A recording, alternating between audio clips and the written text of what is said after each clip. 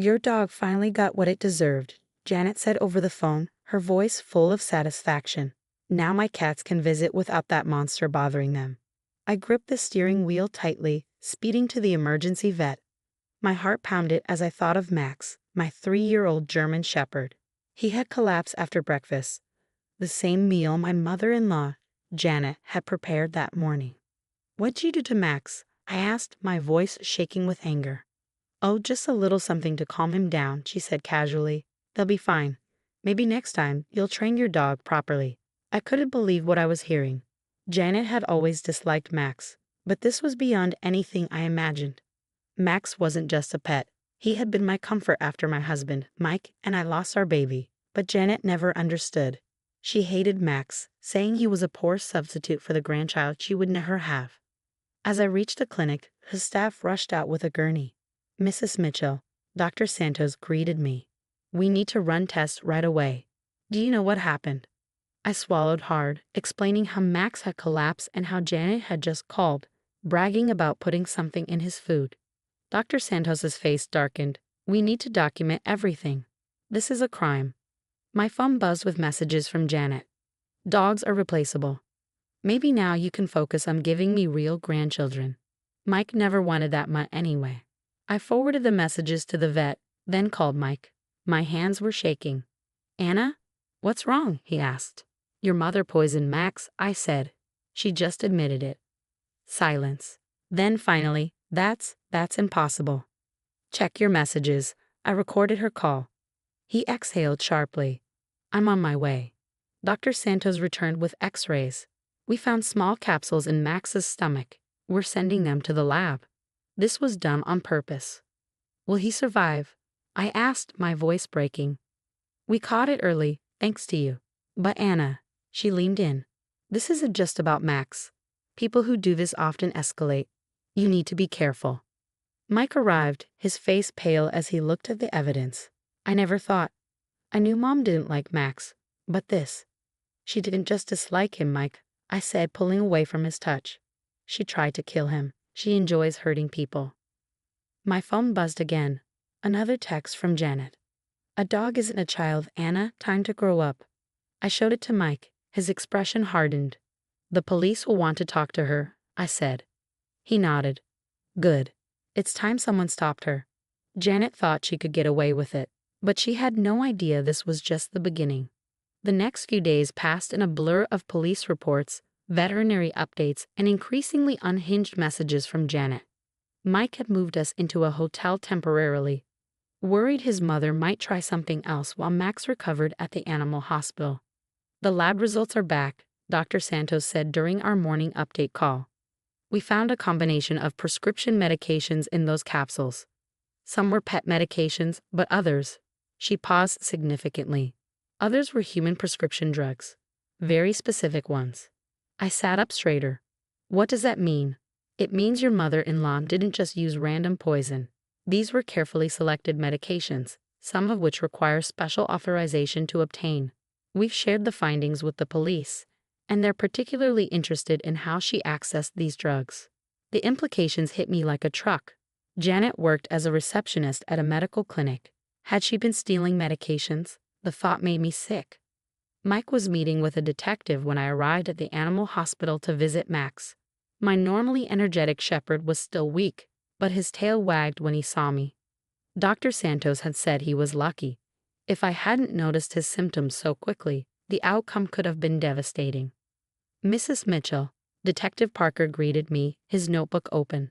"We've made some interesting discoveries. Your mother-in-law's employer has been very cooperative." Mike looked up, his face grim. "They've been missing medications for months, Anna. Small amounts, nothing obvious. But when they checked the logs against the lab results." Janet had access to everything found in Max's system, Detective Parker confirmed. "We've obtained security footage showing her accessing the medication storage area outside of normal business hours." I stroked Max's head, feeling him lean into my touch. "So this wasn't just about hurting Max?" "No," the detective replied. "This appears to be part of a larger pattern. We found evidence of other potential incidents. Your mother-in-law may have been experimenting with these medications for some time." Mike buried his face in his hands. I can't believe this. All those times she offered to help with Max's anxiety, saying she had special supplements. You didn't know, I said softly, though part of me wanted to scream. I told you so. I'd always refused Janet's offers to treat Max, trusting my instincts when she seemed too eager to medicate him. Detective Parker cleared his throat. We'll need to investigate other possible victims. Were there any other pets in the family who experienced unexpected health issues? Mike's head snapped up. My sister's cat died 6 months ago. Mom said she found it having seizures and tried to help, but his voice trailed off as the implications sank in. We'll need to speak with your sister, the detective said, making notes, and anyone else who might have had pets become ill after contact with your mother. Just then, my phone buzzed with a new message from Janet. I hear Max survived. Pity. But there are always accidents waiting to happen. Better watch him carefully. I wordlessly showed the message to Detective Parker, who immediately began typing on his phone. That's a direct threat. We're bringing her in for questioning now. As if on cue, we heard a commotion in the clinic's reception area.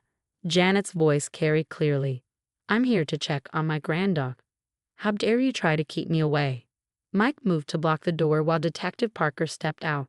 I held Max close, feeling him tremble as Janet's voice grew louder. This is ridiculous. I was trying to help. That dog is a menace. He needed to be dealt with. Anna's turned him against me, just like she turned Mike against me. The detective's voice was calm but firm. Mrs. Harrison, you're under arrest for animal cruelty, theft of prescription medications, and making criminal threats. You have the right to remain silent. This is absurd, Mike. Tell them. Tell them how that dog ruined everything. Tell them how Anna chose a dog over giving me grandchildren. Mike stepped into the hallway, his voice stronger than I'd ever heard it. The only thing ruining this family is you, Mom. And it stops now. I heard Janet's outraged scream, followed by the sound of handcuffs clicking into place. Detective Parker's partner led her away, still shouting accusations and threats. Dr. Santos entered a few minutes later, looking shaken but determined. Well, that was dramatic. But I have good news. Max's latest tests show significant improvement. We should be able to send him home in a few days, with some precautions, of course. Mike returned to the room, his face a mix of relief and grief. Anna, I don't know what to say. All these years, I didn't want to see what was right in front of me. Mom wasn't just difficult or overprotective. She was dangerous. I reached for his hand, and this time I didn't pull away when he took it. We're going to need to make some changes, I said quietly. Real changes, not just temporary ones. He nodded, reaching out to pat Max with his free hand. I know, and I'm ready. No more excuses, no more trying to keep the peace. Mom needs help, professional help, and we need to protect our family. I looked at our dog, still weak but fighting to recover, and thought about how close we'd come to losing him. Janet's action hadn't just threatened Max. They'd revealed a darkness that had been poisoning our family for years. But as I watched Mike gently comfort our dog, I realized something had shifted. Sometimes it takes a crisis to open our eyes to the truth. Janet's attempt to destroy what she saw as a threat had instead destroyed her own power over our family. The detective's words lingered in my mind. This wasn't over yet. They were investigating other potential victims, and Janet's threats suggested she wasn't done. But for the first time in years, I felt like we were finally facing the problem together instead of letting it tear us apart. The months following Janet's arrest brought changes I never expected. The investigation uncovered a disturbing pattern. 3 other pets in the neighborhood had died under suspicious circumstances, all after Janet had helped watch them. Mike's sister Amy was devastated to learn her cat's death wasn't an accident, but her testimony proved crucial in building the case against their mother. The DA is offering a plea deal, Detective Parker informed us during a follow-up meeting. Given the evidence and the multiple victims, Janet's looking at serious charges. The clinic is also pressing charges for theft of controlled substances. Max had made a full recovery, though he remained wary of strangers near his food. We'd installed security cameras around the house and implemented strict protocols about who could access our home. The experience had left its mark on all of us. She's still claiming it was all for the family's good, Mike said, shaking his head as we left the detective's office. Says she was trying to fix our family by removing the distractions. I watched as he knelt to greet Max, who was waiting in our car. The bond between them had grown stronger through this ordeal.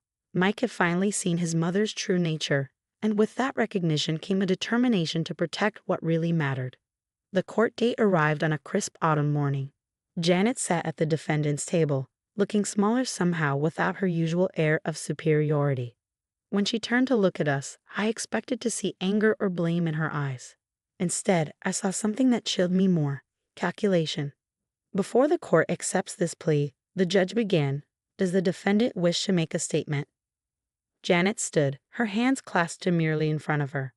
I only wanted what was best for my family, she said, her voice trembling perfectly. My son and daughter-in-law were so focused on that dog, treating it like a child. I thought if the dog wasn't around. You thought poisoning multiple animals would somehow fix your family? The judge interrupted, his tone sharp.